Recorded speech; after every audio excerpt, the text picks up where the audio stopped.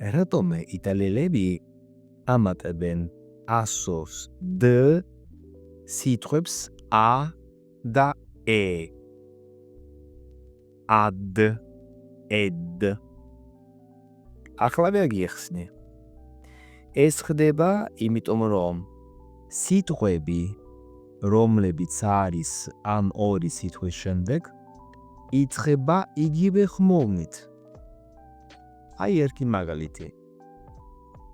Marco ed Enzo vanno ad Ancona. თუ არა, მაშინ მოისმენთ ასე. Marco e Enzo vanno a Ancona. ცოტა რთულია და უცნაური. ხომ ასეა? დაწერე კომენტარებში ერთი ფრაზა, სადაც ჩნდება ეს ორი სიტყვა ed და ad.